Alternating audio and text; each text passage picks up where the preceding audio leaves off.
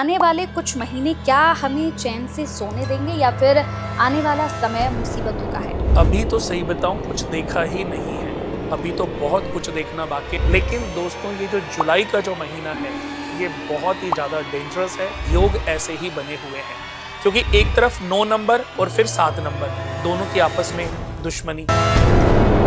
शुक्र लग्जरी है और राहु इठलाना, बनना, अपने आप को दिखावा करना, ये सब का कारक। कौन सी 3 राशि जो करोड़पति बनने की आगे रेस में सबसे आगे? सबसे ऊपर टॉरस, उसके बाद एक्वेरियस और उसके बाद स्कॉर्पियो। क्या ये समय करियर के लिए, जॉब के लिए, बिजनेस के लिए ठीक है? देखो बिजनेस के लिए कुछ लोगों के लिए तो बहुत अच्छा है, बहुत ज्यादा सोच समझ करके कदम उठाने वाला साल है।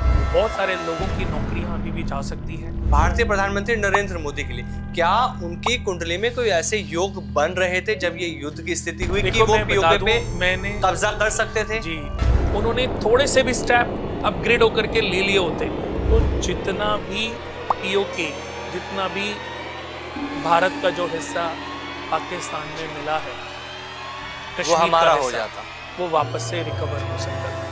कैसे हैं आप सभी? बहुत बहुत स्वागत है आप सभी का इस शो में। मैं आप सभी के साथ हूं कंचन। आज का हमारा जो ये खास कार्यक्रम है, हमारा खास शो है जिसमें आज हम बहुत ही खास विषय पर, खास टॉपिक पर बात करने वाले हैं। 2025 का ये साल अभी तक आधा बीत चुका है, लेकिन अभी भी कुछ महीने बाकी हैं। ये जो कुछ महीने बीते हैं, इन कुछ महीनों में आपने बहुत कुछ देखा होगा। आपने देखा भारत पाकिस्तान के बीच युद्ध हुआ, आपने देखा पहलगाम में किस तरह से आतंकी हमला हुआ, आपने भूकंप देखा, आपने बहुत सारे हादसे देखे, आपने प्लेन हादसा भी देखा। लेकिन आने वाले जो और महीने हैं वो कैसे होंगे? क्या आपको चैन की नींद सोने देंगे या फिर आने वाला समय आपको और मुश्किलों में डाल देगा? आज ऐसे बहुत सारे सवालों पर बात होने वाली है। बात करेंगे बिहार चुनाव को लेकर कि आखिर क्या हम एक बार फिर से नीतीश कुमार को मुख्यमंत्री बनते हुए देखेंगे या फिर इस बार का मुख्यमंत्री कोई और होगा? बहुत सारे ऐसे सवाल हैं जिनका जवाब आज अपने इस खास कार्यक्रम, खास शो में हम लेने वाले हैं। तो चलिए फिर आपको मिलवाते हैं हमारे खास मेहमान से। हमारे साथ लाइव डिजाइनर कुणाल जी हैं। बहुत बहुत स्वागत है सर आपका। नमस्कार। नमस्कार सर, कैसे हैं आप? मैं ठीक हूँ, आप बताइए। बस बहुत अच्छे कुणाल जी। कुणाल जी, सबसे पहले मैं आपसे ये जानना चाहूंगी, अगर हम एक ज्योतिष की दृष्टि से देखें तो आधा साल तो बीत चुका है, आने वाले कुछ महीने अभी बाकी हैं। तो आने वाले कुछ महीने क्या हमें चैन से सोने देंगे या फिर आने वाला समय मुसीबतों का है? देखिए, जैसा कि इस साल के शुरुआत में भी हमने 1-2 पॉडकास्ट किए थे और उसमें भी बात की थी हमने कि ये साल किसी भी व्यक्ति के लिए इजी नहीं है। जैसे कि इस साल में इतने सारे चेंजेस हैं जो आसानी से दूसरे सालों में देखने को नहीं मिलते। फिर सबसे बड़ी बात है इस साल का मूलांक क्या है। यानी कि आप देखो, जैसे सूर्य हो गया, चंद्रमा हो गए, मंगल हो गए, बुध हो गए और शुक्र हो गए। इन ग्रहों का गोचर तो हर साल में चेंज होता ही है। सूर्य हर महीने एक राशि से दूसरी राशि में जाते हैं, चंद्रमा हर 2.25 दिन में जाते हैं, मंगल करीबन 45 डेज में जाते हैं, शुक्र और बुध ये भी करीबन 30 से 45 दिन में एक राशि से दूसरी राशि में ट्रांजिट होते हैं।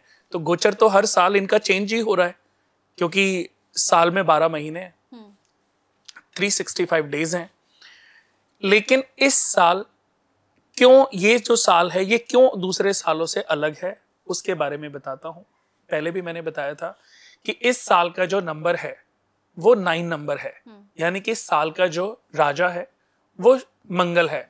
अगर हम 2025 को जोड़ेंगे तो ये 9 नंबर आएगा। 9 नंबर मंगल का होता है।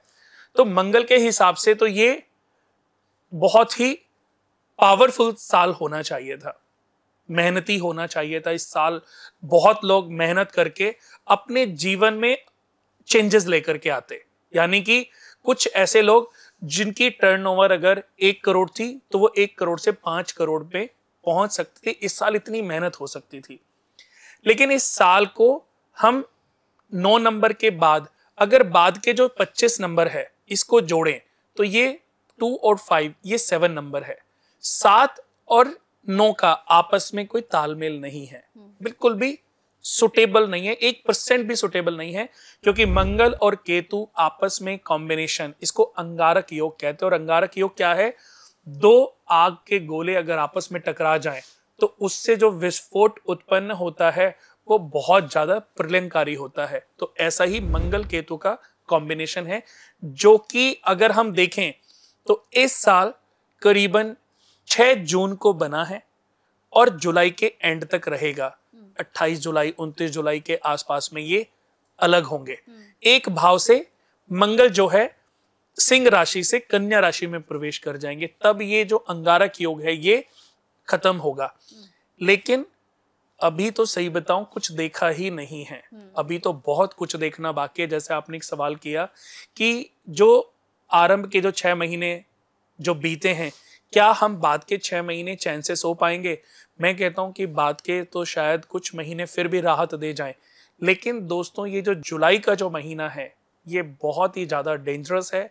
इस महीने में जितना भी ध्यान रख सकते हैं अपना, अपने परिवार का, अपने पारिवारिक सदस्यों का, उतना आप रखें, क्योंकि इस समय की सबसे ज्यादा जरूरत यही है कि अपने पारिवारिक लोगों को ज्यादा इधर उधर अलग ना होने दें, व्हीकल अकेले ड्राइव ना करने, तेज ड्राइव ना करने दें, ड्रिंक जितना हो सके कम से कम करें। मैं ये बात इसलिए नहीं कर रहा हूं कि अभी एक प्लेन हादसा हुआ या जो हादसे हुए आगे भी, मैं कहता हूं नहीं भी होंगे, बट योग ऐसे ही बने हुए हैं। क्योंकि एक तरफ 9 नंबर और फिर 7 नंबर दोनों की आपस में दुश्मनी, फिर उसके बाद जो 2 और 5 जो है, 2 नंबर चंद्रमा का है और 5 नंबर मरकरी का है, बुध का है। तो 2 चंद्रमा 5 बुध, इनका भी आपस में तालमेल बिल्कुल भी अच्छा नहीं है। जैसे शनि और सूर्य का आपस में कॉम्बिनेशन अच्छा नहीं होता, वैसे ही बुध और चंद्रमा का भी आपस में कॉम्बिनेशन अच्छा नहीं होता। ये बहुत सारी बीमारियां, मैं ये नहीं कहूंगा कि कोरोना जैसी बीमारी आएगी जी, लेकिन अगर कल को कोई ऐसी बीमारी उत्पन्न हो गई, कोई ऐसा डिजास्टर आ गया, तो इसको नकारा नहीं जा सकता। कुणाल जी, जिस तरह से शुरुआत की भी आपने बात करी, शुरुआती 6 महीने के बारे में भी हमने पहले जो पॉडकास्ट करे थे उसकी प्रेडिक्शन करी थी, और वो 100% प्रेडिक्शन सच भी साबित हुई। प्लेन क्रैश पे देखा हमने, बहुत सारे हादसे देखे। अब जुलाई से दिसंबर की प्रेडिक्शन के बारे में हम लोग बात कर रहे हैं। जुलाई में गुरु बृहस्पति मिथुन में उदय हो रहे हैं और दिसंबर तक इसका प्रभाव देखने को मिलेगा। अगर मैं बात करूं तो ये 6 महीने कौन कौन सी ऐसी राशियां हो सकती हैं जिनको पर इसका प्रभाव देखने को मिल सकता है? देखिए, मिथुन राशि के ऊपर जैसे कि बृहस्पति जाएंगे तो ये कहीं ना कहीं सोने के रेट बढ़ने के चांसेस हैं। आज हम सोना देख रहे हैं करीबन 1 लाख रुपए का 1 तोला या 10 ग्राम मिल रहा है, लेकिन अगर कल को ये 1.25 भी हो जाता है तो भी इस बात को नकारा नहीं जा सकता। ये कोई बड़ी बात नहीं है कि कल को ये 1.25 लाख तक भी पहुंच जाए। और अभी युद्ध के भी चांसेस ऐसे ही बने हुए हैं बहुत। मैंने कोई एक वीडियो सुनी थी तो उसमें देखा था कि गोल्ड सस्ता होगा, अभी गोल्ड ना खरीदें। किसी चैनल के माध्यम से या किसी व्यक्ति विशेष के माध्यम से उसने ये बातें बोली। अब बहुत सारे लोग जो ये सोच करके, उनकी बातों पर विश्वास करके, उन्होंने अपने बच्चों की शादी होनी थी, गोल्ड नहीं खरीदा, लेकिन वो 70 से आज गोल्ड कहाँ पे चला गया? 1 लाख रुपए के आसपास। अब वो भरपाई वो तो नहीं करेंगे, वो तो कहेंगे जी मेरी तो कोशिश थी, आपने मेरी बात क्यों मानी? तो यहाँ पर यही कहना चाहूंगा कि दोस्तों, गोल्ड के जो प्राइस हैं, आज जो हालात चल रहे हैं, ये जो साल का जो कॉम्बिनेशन अंक है ये बहुत अच्छा नहीं है। बृहस्पति मिथुन राशि में ट्रांजिट होंगे और ये किससे निकल रहे हैं? वृषभ राशि से, यानी कि दैत्य गुरु शुक्राचार्य जी की राशि है वृषभ, वहां से निकल के मिथुन। हालांकि मिथुन राशि में भी वीनस बहुत अच्छे नहीं होते, इसके बाद कर्क में भी जाएंगे। लेकिन आपको मैं बता दूं कि कर्क राशि में बृहस्पति उच्च के होते हैं, लेकिन उच्च के होने के बाद भी एकमात्र बृहस्पति ऐसे ग्रह हैं जो अच्छा फल नहीं देते। यानी कि बृहस्पति अकेले जिस घर में होंगे और उच्च होने के बाद भी सिर्फ बृहस्पति हैं जो बढ़िया फल नहीं देते, अपयश दे देते हैं, कमियां दे देते हैं, प्रॉब्लम्स दे देते हैं, बीमारियां, कैंसर जैसी बड़ी बीमारी आपको पता है बृहस्पति से देखी जाती है। जितनी भी पुरुषों को सेक्सुअल प्रॉब्लम है वो बृहस्पति से ही देखी जाती है। बृहस्पति हमारे शरीर में हमारी बुद्धि, हमारे शरीर में हमारा ज्ञान, हमारा मस्तिष्क, बहुत सारी चीजों को रिप्रेजेंट करता। हमने जीवन में कितनी एजुकेशन ली, इस एजुकेशन से कितना फायदा लिया, कितने लोगों को लाभान्वित किया, कितने लोगों को नुकसान पहुंचाया, ये सब जुपिटर से देखा जाता है। तो बृहस्पति का मिथुन राशि में जाना पहले से तो बेटर होगा, लेकिन फिर भी स्वर्ण के दाम जो है अपनी ऊंचाइयों को छुएंगे। तो इसलिए अगर किसी को भी स्वर्ण से रिलेटेड डिसीजन लेना है तो वो अभी भी समय है, ले सकते हैं। आप ये सोचिए नीचे तो नहीं जाएगा। उसके बाद बृहस्पति, कुछ राशियां ऐसी हैं जिनके लिए मैं आपको बता दूं कि बृहस्पति मिथुन राशि किसके कहां पर उदित हो रही है। अगर किसी की मेष राशि है, किसी की वृषभ राशि है, अब देखिए मेष राशि में तीसरे घर में बृहस्पति होंगे, तो मेष राशि के लिए बृहस्पति का ट्रांजिट बहुत बढ़िया है। यानी कि ऐसे लोगों का कॉन्फिडेंस बढ़ेगा और कॉन्फिडेंस से लिए गए निर्णय उन लोगों को लाभ देंगे। अगर हम बात मेष राशि की कर रहे हैं तो बृहस्पति का ट्रांजिट, बृहस्पति का चेंज उन लोगों के लिए बहुत अच्छा, भाग्य को मजबूती देगा, मैरिड लाइफ को अच्छा करेगा और प्रॉफिट बढ़ेगा। इसके बाद वृषभ राशि, वृषभ राशि के हिसाब से अगर हम बृहस्पति देखें तो सेकंड हाउस में होंगे। सेकंड हाउस में धन बढ़ेगा, मित्र का सपोर्ट मिलेगा, परिवार के साथ मेल जोल, प्यार बढ़ेगा। पत्नी के साथ भी आपका अगर रिलेशन खराब हो रहा था तो वो भी रिलेशन काफी हद तक ठीक होने वाला है। तो वृषभ राशि के हिसाब से भी बृहस्पति का ट्रांजिट अच्छा है। कोई रोग, ऋण, शत्रुओं से प्रॉब्लम चल रही थी, कोई बीमारी परेशान कर रही थी, तो उस बीमारी से भी मुक्ति मिलेगी। उसके बाद बृहस्पति आठवें घर, सातवीं दृष्टि से आठवें घर को देख रहे हैं, तो आयु में भी वृद्धि होने के योग है। आयु पे जो संकट मंडरा रहे थे वहां लाभ मिलेगा। उसके बाद बिजनेस में भी उछाल आने के चांस है, यानी कि अगर आप बिजनेस कोई करना चाहते हैं, कर रहे हैं, तो उसमें भी आपको बेनिफिट मिलेगा। फिर मिथुन राशि के हिसाब से भी बृहस्पति की पोजीशन बहुत अच्छी है। कर्क राशि के हिसाब से बृहस्पति की पोजीशन अच्छी नहीं, क्योंकि कर्क राशि के हिसाब से बृहस्पति 12वें घर में जाएंगे। जैसे अगर मैं मिथुन राशि की बात करूं तो मिथुन राशि लगन में आ गए, तो लगन से विद्या भाव को देख रहे हैं, संतान भाव को देख रहे हैं, संतान अपग्रेड होंगी, संतानों की तरफ से जो परेशानियां चल रही थी उनसे मुक्ति मिलेगी। मैरिड लाइफ, पार्टनरशिप से रिलेटेड जो प्रॉब्लम थी उसमें परेशानियां खत्म होंगी और बेनिफिट बढ़ने शुरू हो जाएंगे। मैरिड लाइफ भी मजबूत होगी और पार्टनरशिप भी मजबूत होगी, और पार्टनरशिप्स के साथ जो भी काम कर रहे थे उसमें तरक्की होने वाली है। उसके बाद बृहस्पति की भाग्य के स्थान पे दृष्टि, तो मिथुन राशि के हिसाब से भी बृहस्पति की स्थिति बहुत बढ़िया। कर्क राशि के हिसाब से बढ़िया नहीं है, क्योंकि कर्क राशि के हिसाब से बृहस्पति लॉस घर में है। लॉस घर में होने से कुछ खर्च बढ़ेंगे और खर्चों की वजह से जो जमा पूंजी है उसमें नुकसान हो सकता है, उसमें प्रॉब्लम आ सकती है, यानी कि कोई प्रॉपर्टी बिक सकती है। सिंह राशि के हिसाब से प्रॉफिट मिलने वाला है, प्रॉफिट आएगा, यानी कि बाद के 6 महीने में प्रॉफिट बढ़ने के चांस है। कोई पैसा रुका हुआ है, कोई पैसा मरा हुआ है, कोई पैसा किसी को कर्ज दिया हो, तो अचानक से वो आ सकता है। कोई घर में मांगलिक कार्य हो सकता है, आप बेटे की शादी के लिए सोच रहे हैं, आप बेटे की शादी के लिए कोई मांगलिक कार्य करने का सोच रहे हैं, तो उसमें सफलता मिल सकती है। बच्चे को एजुकेशन के लिए विदेश भेजने के बारे में सोच रहे हैं, तो उसमें भी आपको लाभ मिल सकता है। तो देखा जाए तो सिंह राशि के हिसाब से मैरिड लाइफ अच्छी रहेगी, आपकी बच्चों की एजुकेशन अच्छी रहेगी, और कोई प्रॉपर्टी खरीदना चाहते हैं, कोई प्रॉपर्टी खरीदने के बारे में सोच रहे हैं, तो वो भी। कन्या राशि के बारे में अगर मैं देखूं तो कन्या राशि के हिसाब से जो जुपिटर हैं, बृहस्पति हैं, वो 10th घर में होंगे। धन बढ़ेगा, परिवार के साथ रिलेशन कॉम्बिनेशन बढ़ेगा। दूर दराज रहते हैं तो परिवार के साथ एक लंबा समय बिताने का मौका भी आप लोगों को मिल सकता है। कोई प्रॉपर्टी खरीद सकते हैं, और कोई ऋण होगा तो ऋण उतरेगा, अगर ऋण नहीं है तो कोई ना कोई कर्ज चढ़ सकता है। इससे पहले कोई कर्जा चढ़े, कोई मुसीबत आए, छोटा मोटा कोई कर्ज लेने से भी आप उस बड़ी प्रॉब्लम से मुक्त हो सकते हैं। तो तुला राशि के हिसाब से बृहस्पति भाग्य के घर में रहेंगे, भाग्य को मजबूत करेंगे, हेल्थ ठीक रहेगी। हेल्थ के ऊपर जो भी परेशानियां से जूझ रहा था व्यक्ति, उन चीजों में व्यक्ति को सपोर्ट मिलेगी। तो ये मैं आपको बता रहा हूं कि बृहस्पति हर राशि के हिसाब से अलग अलग भाव में विचरण कर रहे हैं। उसके बाद पराक्रम बढ़ेगा, कॉन्फिडेंस बढ़ेगा, पारिवारिक सदस्यों के साथ तालमेल बढ़ेगा। भाई के साथ अगर संबंध खराब चल रहे थे तो वो संबंध भी आपके मजबूत होंगे, अच्छे होंगे। तो तुला राशि के हिसाब से भी मैंने बताया बहुत बढ़िया। लेकिन वृश्चिक राशि के हिसाब से अगर मैं बृहस्पति का गोचर देखूं तो बृहस्पति 8वें घर में, कोई बीमारी, बड़ी बीमारी, कैंसर या बड़ी बीमारी, इन्फेक्शन, किडनी जैसी बड़ी बीमारी, पैनक्रियाज में, अगर कोई भी, मैं ये नहीं कह रहा हूं कि सबको होगी, पर अगर इससे रिलेटेड जरा सी भी प्रॉब्लम आपको चल रही है, किसी को चल रही है, तो फौरन उसका सही से ट्रीटमेंट कराएं, क्योंकि ये छोटी बीमारी बड़ी बीमारी का रूप ले सकती है। पाइल्स हो सकते हैं, पाइल्स से रिलेटेड प्रॉब्लम हो सकती है।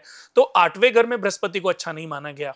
हालांकि दृष्टि अच्छी है कि अगर कोई बड़ी प्रॉब्लम आती है तो पैसा उत्पन्न हो जाएगा, पैसा कहीं ना कहीं से आ जाएगा, मरा हुआ पैसा भी प्राप्त हो जाएगा, पैसा भी जुड़ेगा। अगर बहुत दिन से पैसा नहीं जुड़ रहा था तो जुड़ेगा। उसके बाद बहुत दिन से कोई प्रॉपर्टी खरीदना चाहते हैं तो प्रॉपर्टी मिल सकती है, कोई गाड़ी खरीद सकते हैं। ये वृश्चिक राशि के हिसाब से मैंने बताया। इसके बाद धनु राशि, धनु राशि के हिसाब से बृहस्पति 7th हाउस में है। 7th हाउस लाभ स्थान को देख रहे हैं, लगन को देख रहे हैं, पराक्रम भाव को देख रहे हैं, और बैठे कहां पर है? 7th house.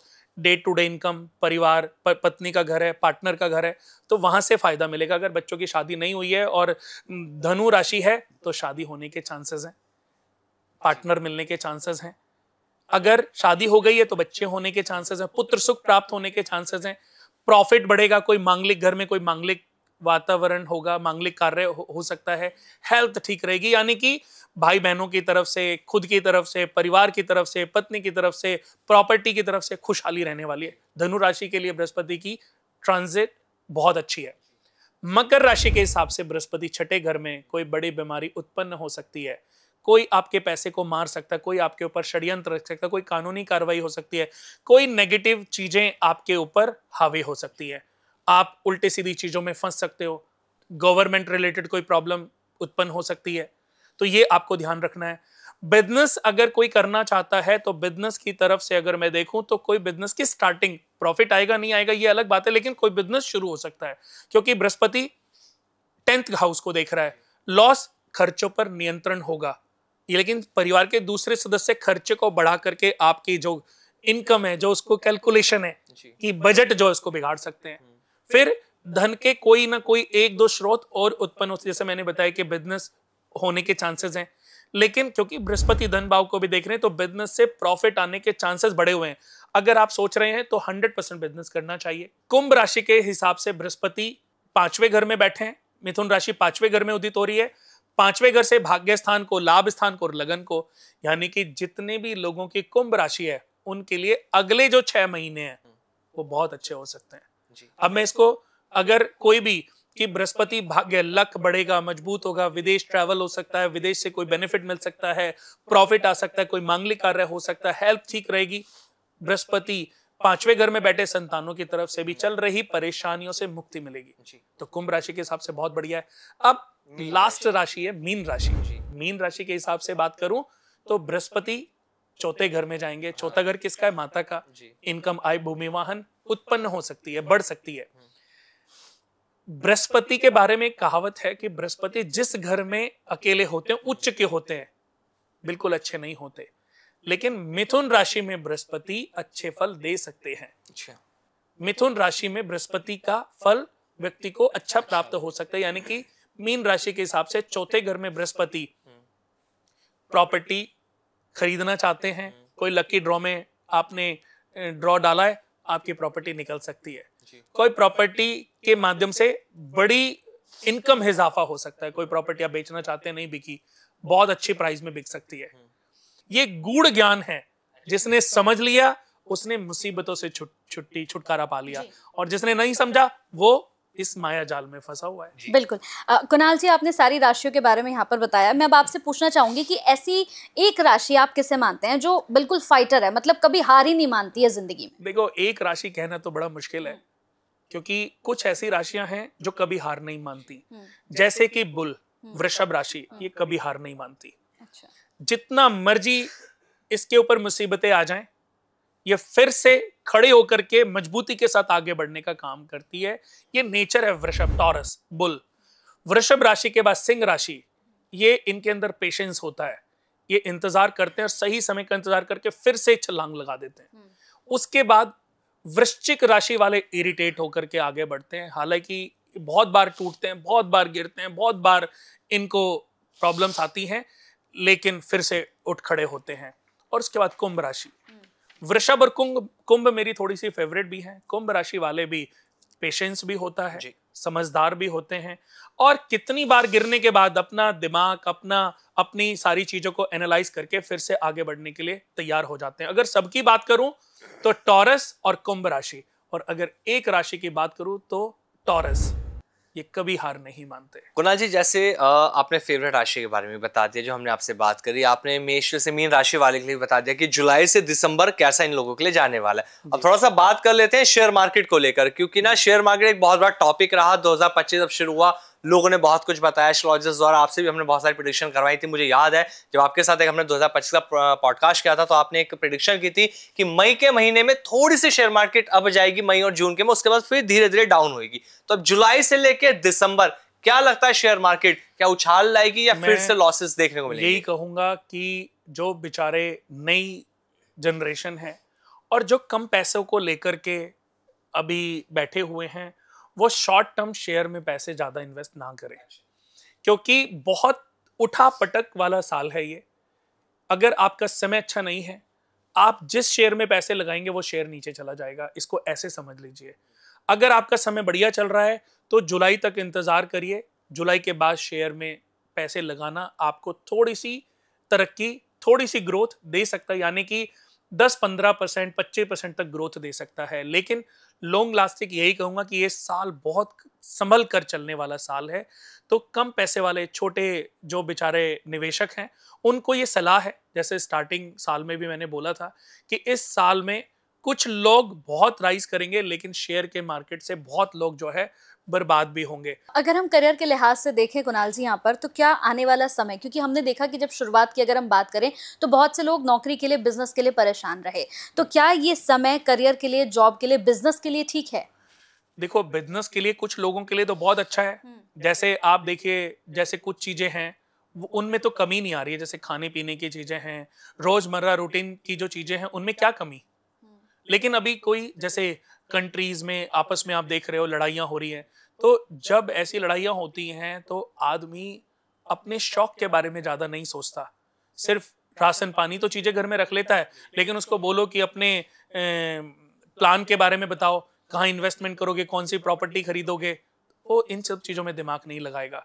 तो ऐसे ही मैं नौकरी की अगर बात करूँ तो ये नौकरी भी बहुत ज़्यादा सोच समझ करके कदम उठाने वाला साल है।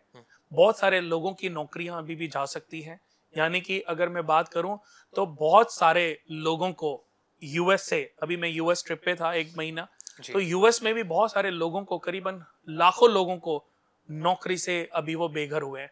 अभी उनके पास बैकअप है, पिछले कुछ सालों उन्होंने अच्छी कमाई करी थी, उस कमाई से उन्होंने अपना अच्छा बैलेंस बनाया हुआ है, लेकिन वो भी खत्म हो सकता है। तो बहुत समझदारी वाला साल है ये।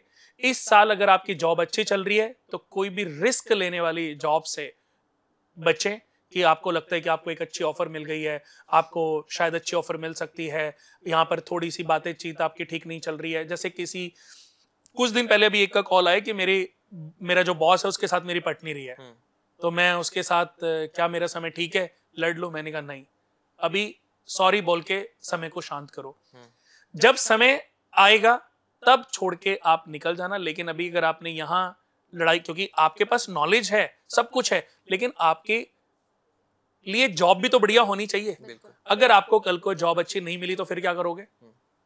तो उसने मेरी बात को महत्व दिया, सिर्फ सजेशन ही तो था, लेकिन कभी कभी ये सजेशन बहुत सारे लोगों को उनकी बर्बादी से बचा भी लेता है। तो ये उदाहरण एक व्यक्ति का था, लेकिन जितने भी हमारे दोस्त पॉडकास्ट देख रहे हैं उन सभी को ये सजेशन है कि अगर आपकी जॉब अच्छी चल रही है, छोटे मोटे अगर कुछ प्रॉब्लम चल भी रही हैं तो उन प्रॉब्लम को सॉल्व करो। बिल्कुल कुणाल जी, अभी जिस तरह से अभी आपने एक बात कही थी कि युद्ध भी देखने को हमें मिला, मैं इंडिया पाकिस्तान की बात करता हूं। हमने देखा इंडिया पाकिस्तान के बीच में युद्ध शुरू हुआ, हालात बद से बदतर हुए। जिस तरह से पाकिस्तान की तरफ से पहलगाम में हमला किया गया आतंकवादियों द्वारा, उसके बाद इंडिया ने मुंह तोड़ जवाब दिया। तो मैं यहाँ पे बात करना चाहता हूँ आपसे भारतीय प्रधानमंत्री नरेंद्र मोदी के लिए, क्या उनकी कुंडली में कोई ऐसे योग बन रहे थे जब ये युद्ध की स्थिति हुई कि वो पीओके पे कब्जा कर सकते थे? जी, मैं समझ गया आपको। आपके सवाल का सही जवाब तो शायद यही होगा कि मोदी जी की वृश्चिक लगन चार्ट है और उनकी वृश्चिक लगन कुंडली ही है। हाँ, यानी कि उनकी कुंडली को मैं सिर्फ इससे कैलकुलेट नहीं करूंगा कि उनका बृहस्पति कहाँ पर है, उनका शनि कहाँ पर है, उनका चंद्रमा कहाँ पर गया है। उनकी अपनी कुंडली की ऑरा बहुत स्ट्रांग है। गोचर कितने % काम करता है? 30 से 35%, जी। 30 to 35% गोचर काम करता है, बट 65% कौन काम करता है? जो आपका बेसिक कुंडली चार्ट है। तो उनकी कुंडली की ओरा ऐसी है, अगर इस युद्ध में उन्होंने थोड़े से भी स्टेप अपग्रेड होकर के ले लिए होते, थोड़े से भी अपग्रेड होकर के ले लिए होते, तो जितना भी पीओके, जितना भी भारत का जो हिस्सा पाकिस्तान में जी। मिला है, कश्मीर का हमारा हो हिस्सा, जाता। वो वापस से रिकवर जी। हो सकता था। बट यहां पर बातें करना बहुत आसान है। बिल्कुल। इसका ये तो 100% हो जाता अकॉर्डिंग टू उनका चार्ट इतना स्ट्रांग जी। था, यानी कि उन वो शेर की कुंडली थी और शेर जो चाहता वो प्राप्त कर शेर ने सकता दहाड़ था। लगाई। हाँ, लेकिन शेर तो दहाड़ लगा देता, लेकिन इसका खामियाजा हमारे पूरे देश की इकोनॉमी को झेलना पड़ता। अच्छा। आज के जो हालात हैं और उस समय के जो हालात होते, युद्ध तो थोड़ा लंबा चलता जी। लेकिन हालात बदतर भी हो सकते थे जब उनको कोई नहीं पूछता। तो ऐसे ही मैं ये कहना चाहूंगा कि उन्होंने उसी इमोशनल, क्योंकि मोदी जी का जो चंद्रमा है वो भी लगन में बैठा है कि उनके अंदर अगर गुस्सा है, वो शेर की तरह दहाड़ मारना जानते हैं ना, तो उनके अंदर पेशेंस भी है और सॉफ्टनेस भी है। जी बिल्कुल। कि उन्होंने बहुत सारी चीजों को सोच समझ के जो निर्णय लिया, मेरी नजर में तो वो काबिले तारीफ है। उन्होंने बिल्कुल सही निर्णय लिया और शायद मुझे और बहुत सारे लोगों को इस बात से खुशी मिलनी चाहिए कि उन्होंने जो लिया अच्छा डिसीजन लिया। 2025 की अगर हम बात कर रहे हैं तो क्या, अब जैसे आपने बताया कि उन्होंने बिल्कुल अच्छा डिसीजन लिया है, सही डिसीजन लिया युद्ध को लेकर कि उन्होंने युद्ध को रोक दिया, उन्होंने खत्म कर दिया, लेकिन क्या अब 2025 का जो ये आधा समय बचा है, क्या प्रधानमंत्री नरेंद्र मोदी के लिए कोई बड़े चैलेंजेस हैं?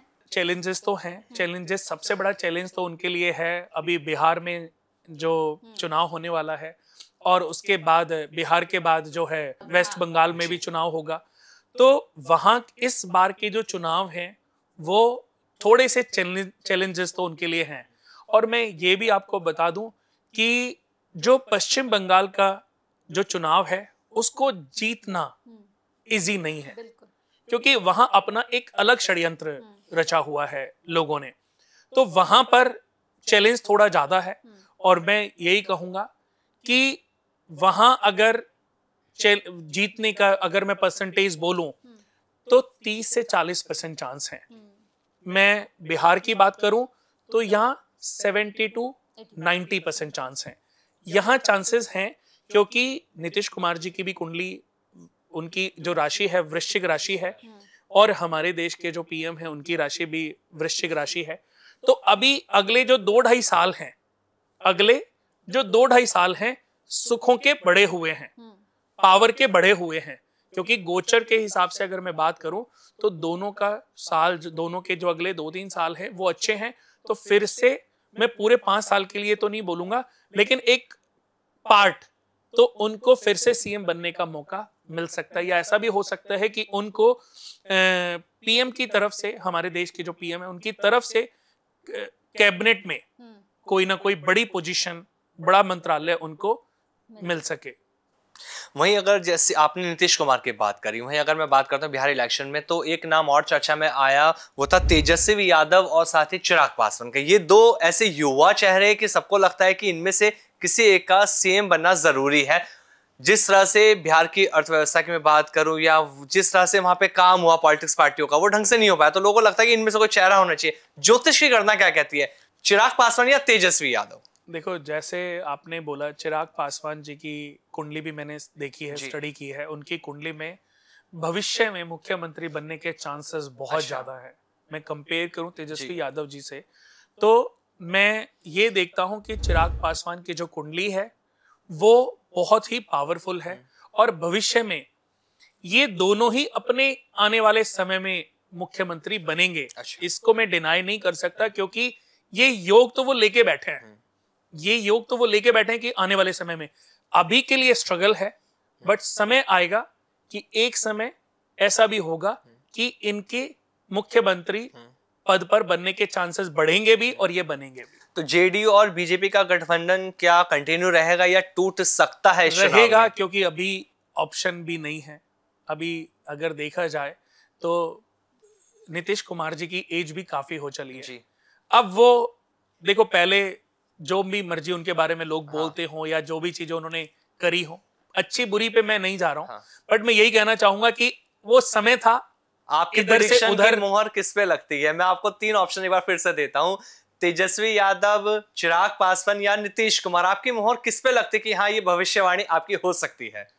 देखो, अगर मैं 2 लोगों पर जाऊं तो मेरी भविष्यवाणी में ये है कि नीतीश कुमार और चिराग पासवान में ये दोनों दावेदार हैं जी। लेकिन अभी की स्थिति देखते हुए, अभी की ज्योतिषीय गणना देखते हुए नीतीश कुमार जी के चांसेस 99%। मैं 100% इसलिए नहीं बोल रहा हूँ क्योंकि मैं भगवान नहीं हूँ जी, बिल्कुल। ज्योतिष भी श्रापित है, ज्योतिष भी कोशिश है जी। कि हो सकता है।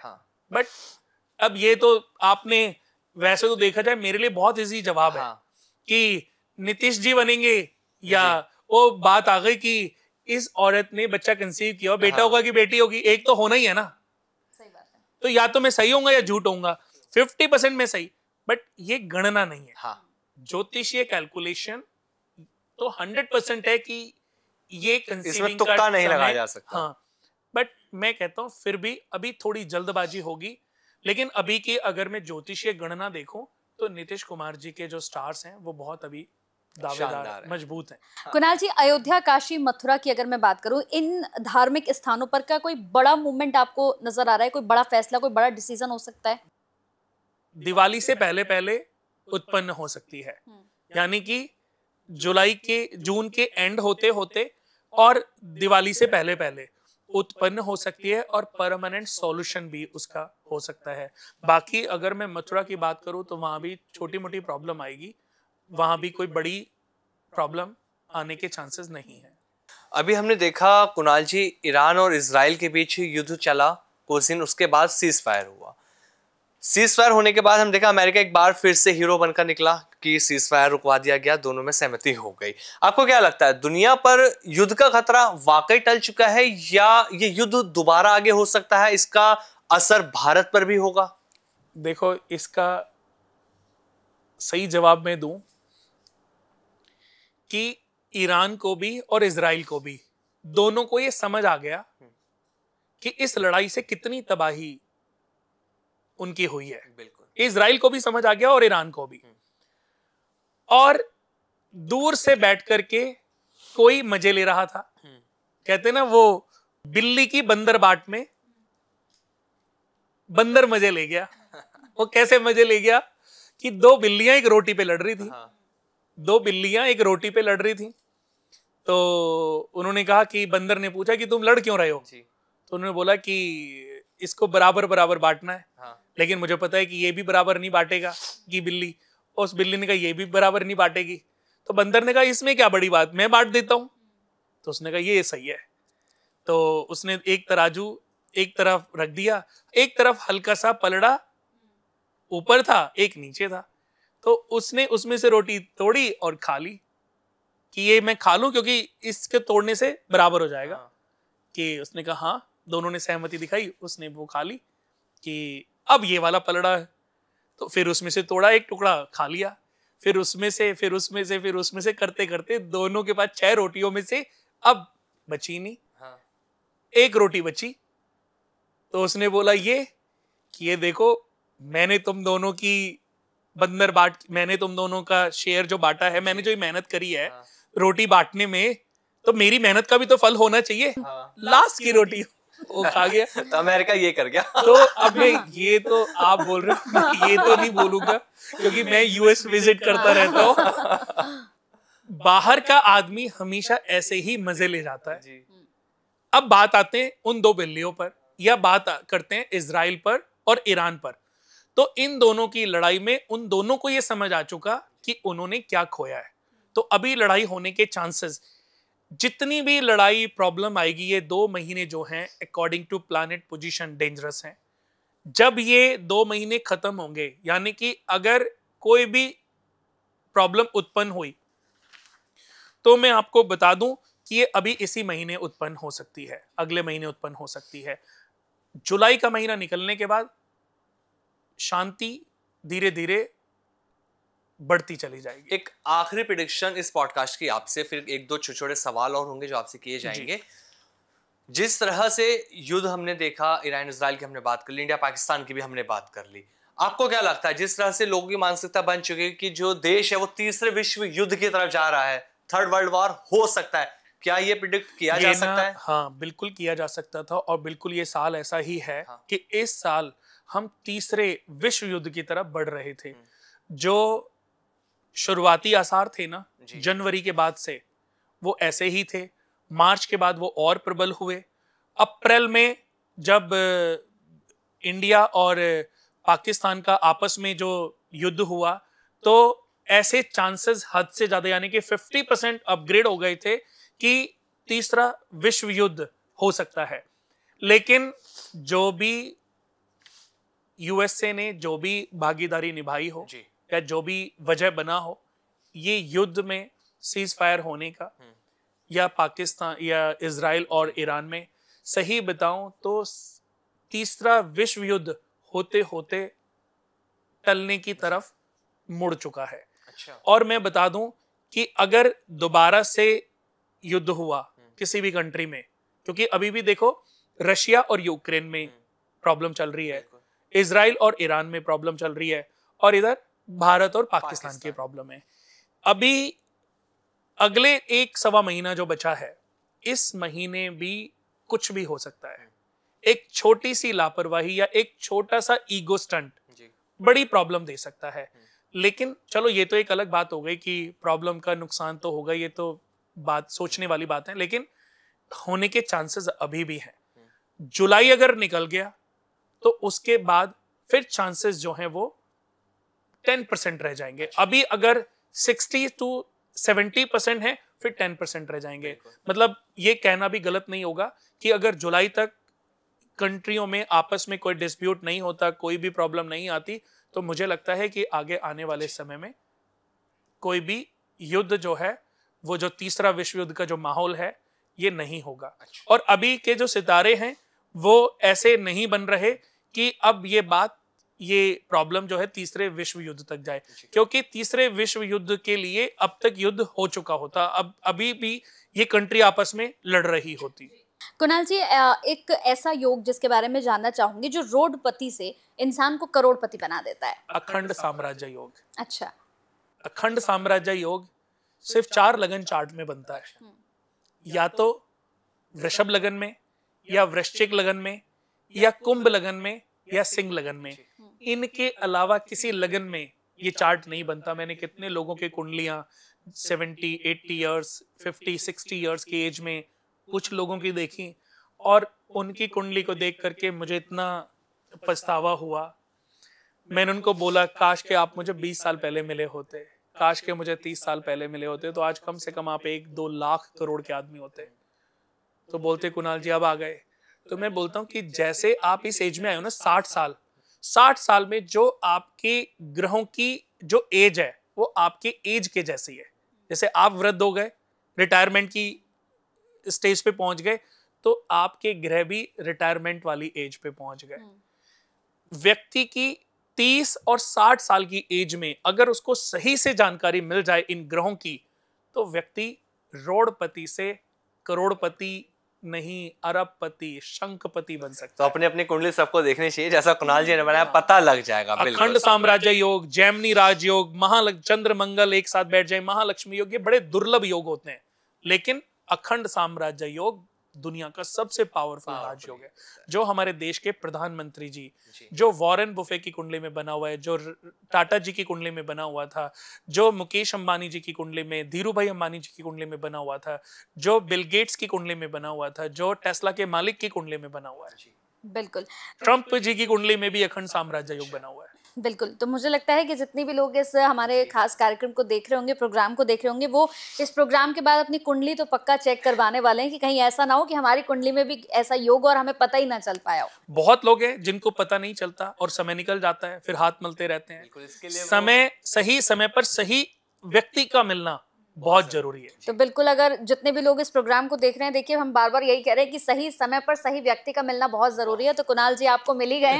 अगर आपके पास समय है तो अपनी कुंडली दिखाइए और जो भी आपका एक अखंड साम्राज्य योग है उसे एक्टिव कराइए। अभी देखिए, आज एक छोटी सी बात की, अभी मैं पॉडकास्ट कर रहा हूँ आपके साथ, और अभी 1 घंटे पहले सिर्फ एक क्लाइंट ने स्पेशली मेरी, उसको किसी से मेरे बारे में पता चला, फीस तो चलो XYZ जो भी होगी, उसने सिर्फ मेरी टिकट कराई और उसने वो 24 घंटे के लिए वो मेरे से मिलना चाहता है। कहता मेरे को सिर्फ आपसे मिलना है और 5 घंटे आपके साथ बैठना है, घर का वास्तु, एस्ट्रोलॉजी।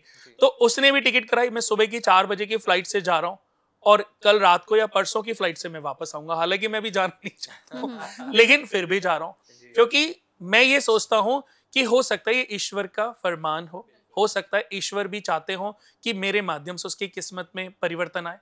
तो माध्यम ईश्वर बनाता है और मुझे इस बात की बहुत खुशी है कि ईश्वर ने मुझे माध्यम बनाया। अच्छा कुणाल जी, जिस तरह से पूरे पॉडकास्ट में अभी तक शुरू से लेकर आखिर तक हमने प्रेडिक्शन करी आपके थ्रू, बहुत सारी चीजें हमने बताई, इंडिया पाक के बारे में बात कर ली, ईरान इजराइल के बारे में बात कर ली, शेयर मार्केट की भी।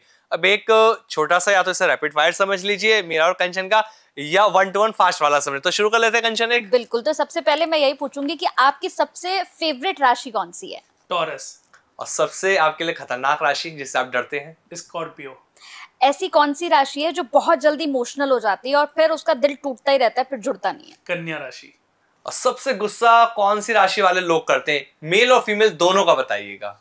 देखिए, अगर लड़कियों की वृश्चिक राशि है तो वो सबसे ज्यादा अग्रेसिव होती है, और लड़कों की अगर सिंह राशि है तो वो सबसे ज्यादा अग्रेसिव होते हैं, गुस्से वाली राशि। अच्छा, बिल्कुल। ऑफिस में बहुत सारे लोग आते हैं कुणाल जी, बहुत ज्यादा बंठन कर आते हैं, सूट बूट पहन कर आते हैं, तो कौन से ग्रह का प्रभाव होता है इनके ऊपर? समझ लीजिए उनके ऊपर राहु में शुक्र या शुक्र में राहु का सूक्ष्म अंतर या प्रत्यंतर चल रहा है, और अभी अभी उन्होंने अच्छा पैसा कमाया और उन्होंने किसी को रिझाने का मन बना लिया है, या उनकी लाइफ में कोई पार्टनर, ऑफिस का ही कोई पार्टनर आ गया है।